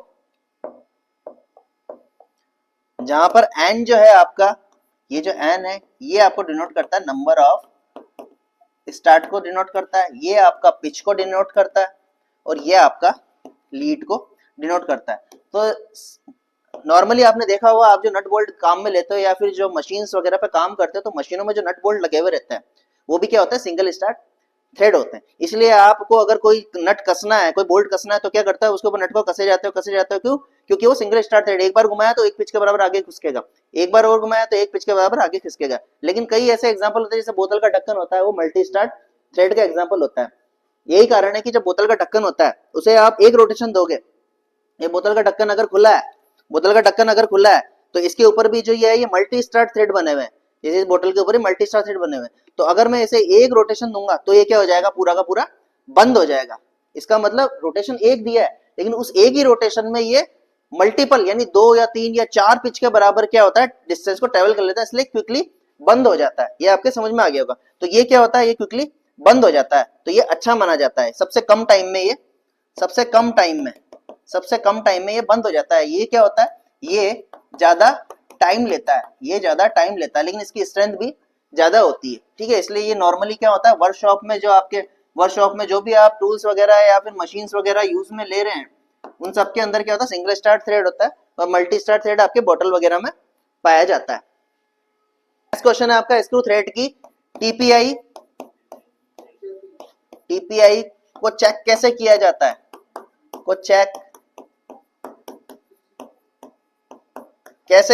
है, ये आपका नेक्स्ट क्वेश्चन है कि जो स्क्रू थ्रेड होता है उसकी जो टीपीआई है, टीपीआई का मतलब होता है थ्रेड पर इंच, यानी कि सपोज करिए कि ये आपका थ्रेड है, ये डिस्टेंस कितनी ली आपने, 1 इंच ली, कितनी ली, 1 इंच ली। अब इस 1 इंच में थ्रेड की संख्या कितनी, 1 2 3 4 5, यहाँ पे कितनी 5, तो ये कितना हो जाएगा, ये आपका हो जाएगा 5 TPI। समझ गए, मतलब 1 इंच में आपके नंबर ऑफ थ्रेड कितने हैं, ये आपकी कहलाती है थ्रेड पर इंच, यानी कि शॉर्ट में से बोलते हैं टीपीआई। तो ये यही पूछ रहा है कि जो थ्रेड की टीपीआई होती है इसे चेक कैसे किया जाता है, तो इसका आंसर आपको हो जाएगा screw pitch gauge. Screw pitch gauge के द्वारा क्या होता है, इसकी टीपीआई को चेक किया जाता है। ये टीपीआई घटती रहती है, बढ़ती भी रहती है। कम रहेगी तब क्या इसका एडवांटेज रहेगा, और ज्यादा बढ़ जाएगी तब इसका क्या एडवांटेज रहेगा, ये हम जब थ्रेड के टाइप पढ़ेंगे तब हम डिस्कस करेंगे। अगला क्वेश्चन और पूछा जाता है कि जो मास प्रोडक्शन होता है, मास प्रोडक्शन के दौरान जो बोल्ट पे थ्रेड काटे जाते हैं, मास प्रोडक्शन के दौरान जो थ्रेड पे जो आपका बोल्ट होता है उस पे जो थ्रेड काटे जाते हैं वो किस प्रोसेस से काटे जाते हैं, ठीक है। तो जैसे कि हम जानते हैं कंपनीज वगैरह में जो बोल्ट बनते हैं, नट बोल्ट बनते हैं, बहुत ज्यादा बड़े लेवल पे बनते हैं, हजारों, 50,000, 60,000, 70,000, ठीक है। तो उसके ऊपर क्या हम डाई चला के बोल्ट के ऊपर एक्सटर्नल थ्रेड काटेंगे क्या? तो किस प्रोसेस से बनाया जाता है? तो इसका आंसर होता है thread rolling process, thread rolling process. तो क्वेश्चन ये था कि मास प्रोडक्शन के दौरान जो अपना मास प्रोडक्शन होता है, इसे आप नोट कर लेना अपनी भाषा में, मैं इसे शॉर्ट में लिख रहा हूं कि मास प्रोडक्शन के दौरान जो आपका बोल्ट होता है, जो आपका बोल्ट होता है, बोल्ट पर थ्रेड किस प्रकार से बनाए जाते हैं?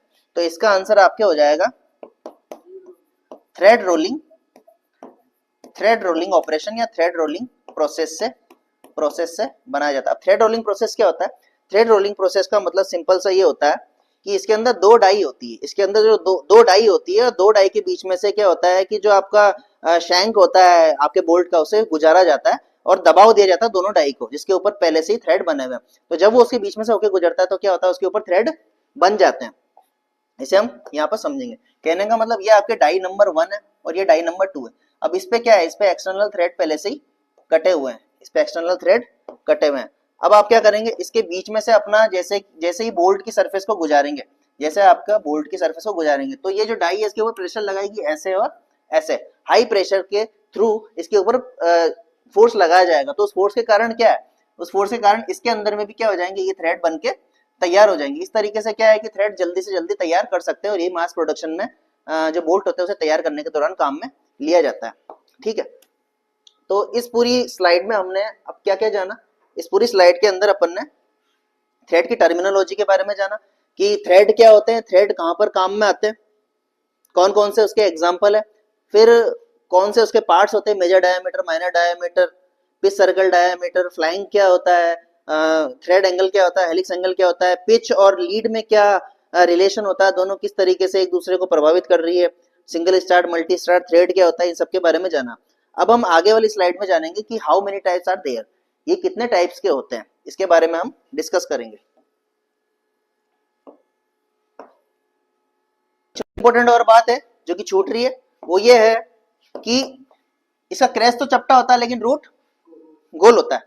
तो इसमें से अगर क्वेश्चन अगर बना तो क्वेश्चन कैसे बनेगा, वह कौन सा थ्रेड है, वह कौन सा थ्रेड है जिसका क्रेस्ट तो क्या होता है, क्रेस्ट पॉइंट या कि जो पीक पॉइंट है ऊपर वाला वो तो चपटा होता है और जो रूट है वो गोल होता है। तो इसका आंसर हो जाएगा आपके आईएस, इंडियन स्टैंडर्ड। लेकिन अगर क्वेश्चन ऐसा आ जाए कि कौन सा ऐसा थ्रेड है जिसका क्रेस्ट तो चपटा होता है और रूट भी चपटा होता है, तो इसका आंसर हो जाएगा आपका सेलर थ्रेड। क्या हो जाएगा, सेलर थ्रेड हो जाएगा। ठीक है, इंडियन स्टैंडर्ड और ये दोनों का एंगल कितना होता है, इंडियन स्टैंडर्ड और अमेरिकन स्टैंडर्ड का 60 डिग्री होता है। जो आपका ब्रिटिश एसोसिएशन वाला जो थ्रेड होता है उसका 47.5 डिग्री होता है। और आपका जो ब्रिटिश स्टैंडर्ड विथवर्थ, बीएसएफ, बीएसपी और बीएसडब्ल्यू, ये तीनों टाइप के जो थ्रेड होते हैं इनका एंगल का मान होता है 55 डिग्री। ये आपको याद रखना है। तो आज के लेक्चर में हमने स्क्रू थ्रेड के बारे में जाना कि स्क्रू थ्रेड हम क्यों हमारे लिए इंपॉर्टेंट है पढ़ना, क्या क्या उसके एप्लीकेशंस होते हैं। फिर हमने उसके टर्मिनोलॉजी के बारे में जाना कि कौन कौन से उसके पार्ट्स होते हैं, क्या क्या उसकी डेफिनेशंस होती है। फिर उसके बाद में हमने जाना कि इसे किस प्रकार से हम क्लासिफाई कर सकते हैं। तो हमने क्लासिफाई करा इसको इसके शेप के अकॉर्डिंग। तो एक टाइप के जो थे सारे के सारे वी थ्रेड थे और जो दूसरे थ्रेड थे सारे के सारे स्क्वायर थ्रेड थे। फिर हमने इसके बारे में डिस्कस किया और सारी वो बातें हमने लिखी यहाँ पर, सारी वो बातें बताई जो एग्जाम के पॉइंट ऑफ व्यू से इंपॉर्टेंट है। ठीक है, आने वाले लेक्चर में हम और किसी टॉपिक पे डिस्कस करेंगे। Thank you.